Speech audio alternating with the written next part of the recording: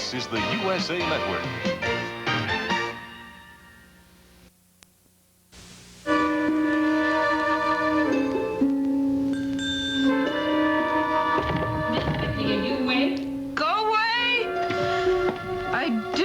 I said. Mr. Whitney said I was to come in if you were up.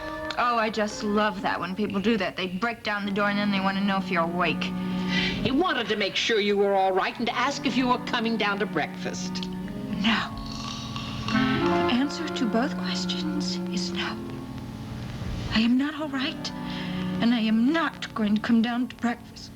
Would you like me to bring a tray up here? Will you just get out of here? Very well, Mrs. Whitney. And you can tell my husband the same thing. I don't want him to ever come up here again. Do you understand me? I'm beginning to get the idea.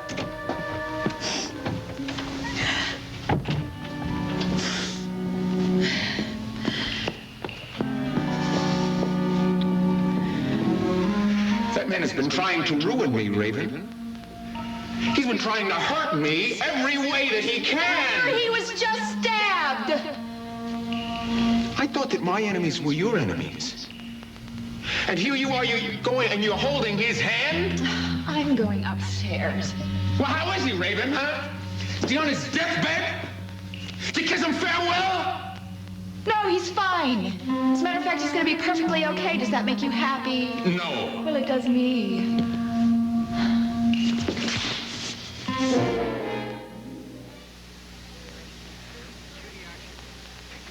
I'm sorry, Mr. Whitney, but that's what she said. She isn't coming down, and she don't want you coming up. Better go see her. Now, you just said that I shouldn't. I know. She said she didn't want you coming up, but that doesn't mean she means it. Thanks for the wonderful advice, Hermione. Just bring me some coffee and toast. That'll be all. Yes, Mr. Whitney. Some people don't know good advice when they hear it. Good morning, Hermione. Some don't think so. The atmosphere's a bit thick this morning, isn't it? Might say that. I wanted to talk to you this morning, Scholar, but I'm afraid I picked the wrong time. What do you want to talk about, Geraldine? No, it's all right. I'll catch you when you're in a better frame of mind. May as well speak now, Geraldine. I don't know whether I'm going to be in a better frame of mind today. All right.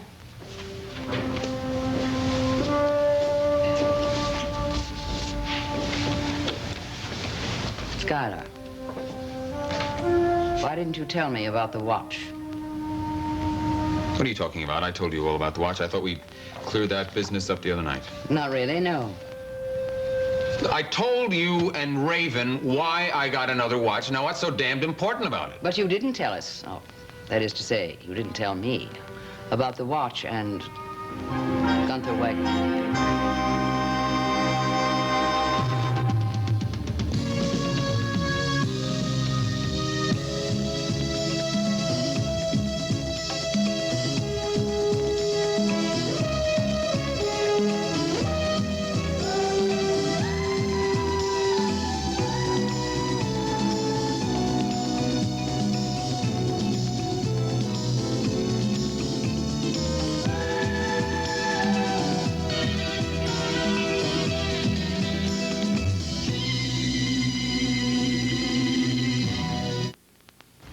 And just where did you hear this story, Geraldine, about Gunther? At lunch with Mike and Nancy Carr yesterday. Oh, he had the nerve to bring up the nonsense, did he? Well, I was discussing Gavin Wiley's case. I thought you didn't like that kind of table talk. Difficult to avoid. After all, I do know those young people, Scholar, and I think I feel rather sorry for them. Sorry? That boy killed someone, Geraldine. And the two of them tried to come in here and rob my house. You can't take charity too far, you know. Mike told me the reason for the break-in. It wasn't a robbery at all. They simply wanted your watch. Oh, and that's no longer against the law, is that it? Now, Scholar, you're being unreasonably dense. You know perfectly well that they wanted to see that watch, to see if it was the same one that Gunther had with him the day he was killed. Is that what you believe, Geraldine, that Gunther had my watch? Apparently, my car does. Yeah, well, that's right. My car does, because Jody Travis told him that. Hardly a very reliable witness. Why in the world would she say such a thing if it were not true? It seems that the police, for a while, did think there might be something to it, and so they confronted me with it, and then they found out how wrong they were. Yes, they did find that out, didn't they? Mike tells me that the watch Jody saw and the one you have were different. Geraldine, you don't think that I could have had anything to do with this, do you? I know, Skylar. Of course not. I mean, do you think that there could be any way that I could have harmed Gunther? Dear, faithful Gunther? I relied on that man, Geraldine. There's no way that I'm ever going to replace him. If I had been in that dance studio, I wouldn't have been concerned about any watch business. I mean, I would have telephoned for an ambulance. As you said, the police are satisfied. That's right, they are. And that's the reason that I didn't say anything to you or Raven about it. You mean Raven doesn't know? No, she doesn't. And I don't want you to tell her. Is that clear? If that's the way you feel, Skylar. I feel very strongly about it, Geraldine. I don't want her hurt any more than she is already. There's been too much talk about robbery and murder in this marriage, and I want it to end.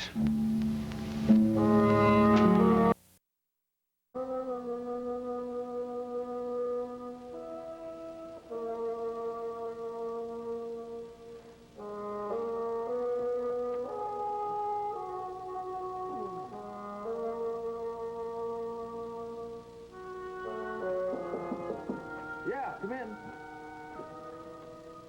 Good morning. What's all this? Called breakfast in bed. Haven't you ever heard of it? What, again? That's all they give me in the county jail. Breakfast in bed every morning. Yes, but this is bread and water. Scrambled eggs, ham, home fried toast, orange juice, coffee, and a rose. That's not what makes it so different.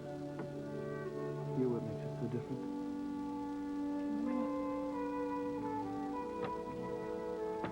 Boy, I miss kissing you. Oh! Why don't you go lock the door? Because I don't think my arm will reach. I love you, Jody. I love you, too. But maybe you better eat your breakfast before it gets cold. What about you? I've already had breakfast. Miles has gone to the hospital, and here you are lying around in bed. And I love it. You know what time they make me get up in that place? 6:30. Oh, you poor baby. And the worst part of it is there's nothing to look at. All you wake up to are gray walls. That's just the county jail. I can imagine what the state penitentiary is Do you like. have to break off promise so early in the morning? Oops. Sorry, I forgot. Okay. Good. Well, I'll give your compliments to the chef. Life's funny, you know? Yesterday I was there. And this morning I'm here eating breakfast in bed in the penthouse with the most beautiful woman in the world smothering my face. Look, if you want anything else, coffee, why, just let me know. No, I've got everything I need. Everything I want. The hard part's gonna be holding on to it.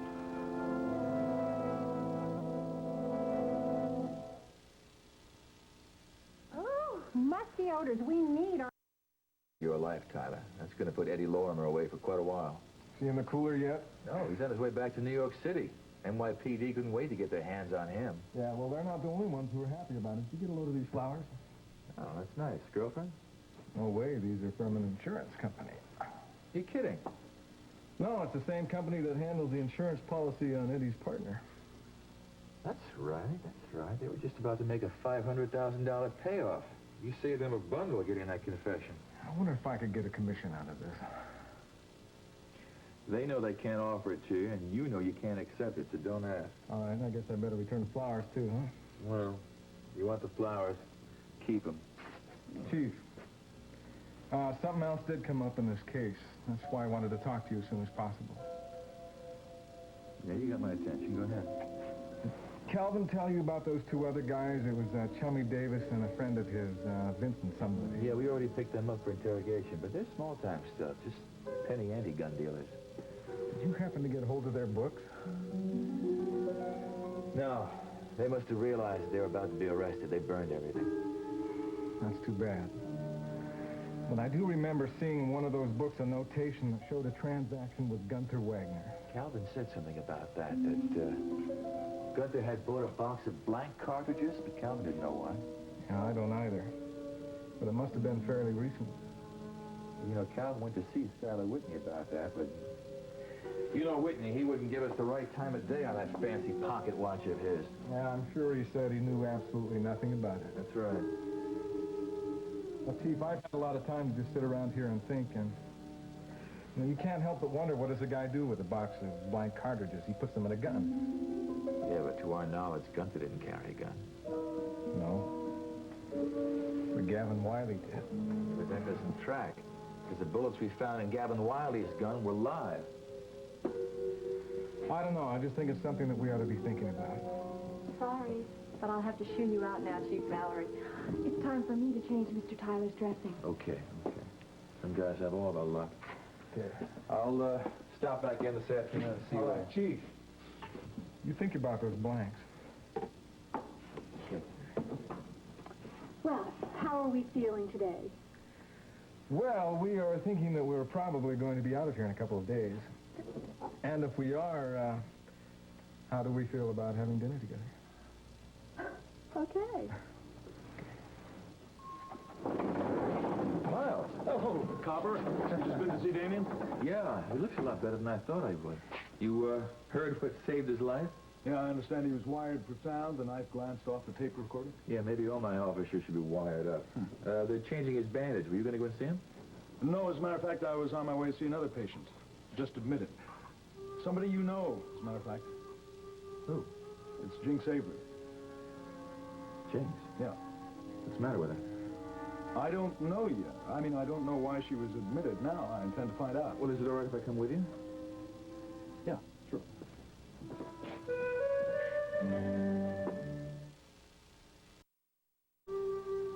This is ridiculous, Miles.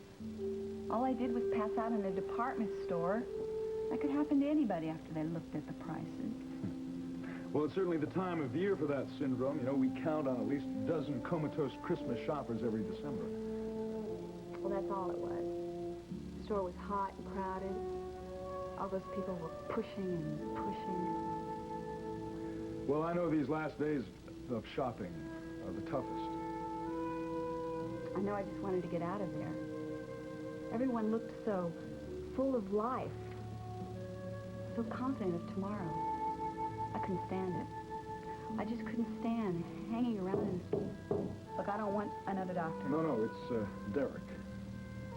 Derek Mallory? Yeah, he wanted to see you. Is that all right? Yeah, sure. Come on in. Hi. Look, Hi. I just wanted to make sure everything was all right with you. Yeah, I'm feeling wonderful. As a matter of fact, I'll bet my pulse was normal and everything, right, Doc? And everything. Yes, she just had a little fainting spell in an overheated store. She'll be fine. All right, I'm glad to hear that. I thought about you, Derek. I mean, in the store.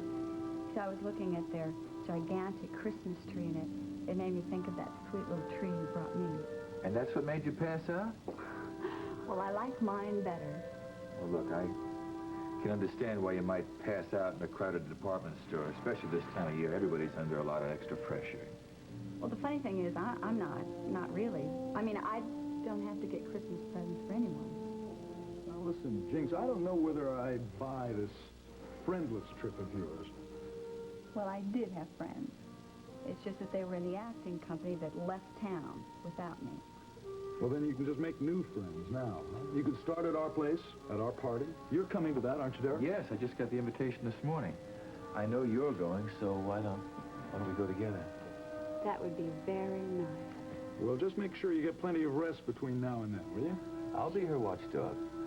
I'll make sure she takes care of herself. All right. You do that.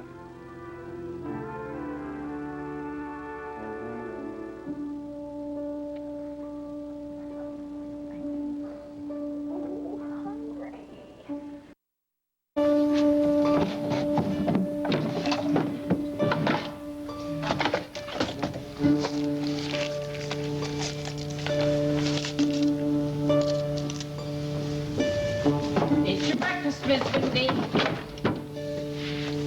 I breakfast. No, you didn't. You said you weren't coming down for breakfast, but you didn't say you wouldn't have anything up here. So, here it is. Well, you certainly take a lot on yourself. Nobody goes hungry while I'm in that kitchen. I will not eat. You will eat your breakfast, or I'm leaving this job. That is blackmail. Call it what you like. All right, I will eat, but only because good cooks are hard to come by.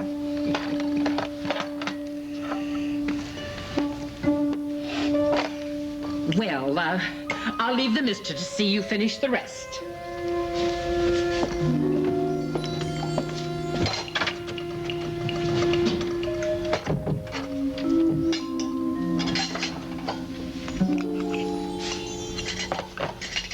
We've got to talk, Raven. We have nothing to talk about. I apologized last night. How many times do I have to say that I'm sorry? You are a brute, a bully, and a coward. Let's not start calling names, dear. I can work both ways. I didn't do anything. You deceived me. You didn't tell me where you were going yesterday. You never tell me where you're going. Well, I don't go out and aid people who are out to get you. Damian Tyler is not out to get you! He's out to get Jeff Brown. And that is exactly the same thing. And the two of you conspiring there... Skylar, you're getting paranoid! Don't you understand? I would have told you where I was going when I got back from the hospital. But you didn't trust me. You had to go send Spencer. Sweetheart, I swear to you, I didn't know that you were at the hospital. The idea never occurred to me. I sent Spencer to the hospital to find out what Damian Tyler's condition was because I couldn't over the telephone. Why? You despise him. Why do you care how his condition was?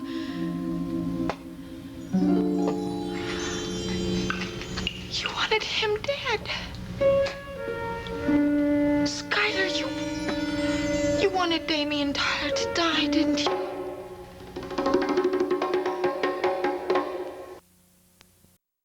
A monster, Raven, yeah. All right, it's true. I wouldn't have lost any sleep if Tyler had got his just reward. Skylar, Damian Tyler can't prove anything about Jeff Brown. So, I mean, I don't understand. What do you have to hide that you're so afraid of him? Damian Tyler is the one person alive who was trying to keep Jeff Brown alive. Don't you understand that? I know, but come on, he doesn't really believe that. He's just trying to avenge his daddy. I know he's trying to avenge his father, but don't you understand? He thinks that Jeff Brown is responsible for what happened to his father. And that's why he is ours, yours and mine, worst enemy. And you persist in thinking of him as a friend. Oh, come on, I don't think of him as a friend. You do, too. I'll tell you the reason why. You're flattered. You're flattered because he's got a mad crush on you. Don't be silly. Come on, he doesn't care about me that much. Does he?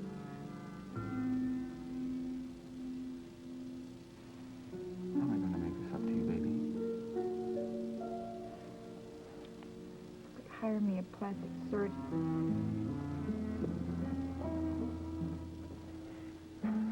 Baby, I don't know. I don't know what came over me. It was just the thought of you with that man. I lost my head. You hit me.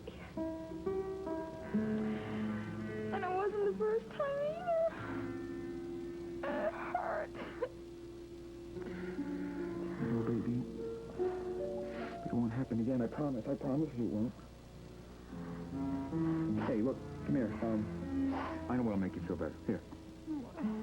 Here. Give me a pot sock right there. Come on. Good sock. Right like that. Come on. Go ahead. Go ahead. Come on. Just let me close my eyes. All right, I'm gonna do it. All right. Give me a good one. Come on. Make you feel better. You made me so mad. No, go ahead. Fine. You make me feel better, too. All right, you ready? Yeah, I'm ready.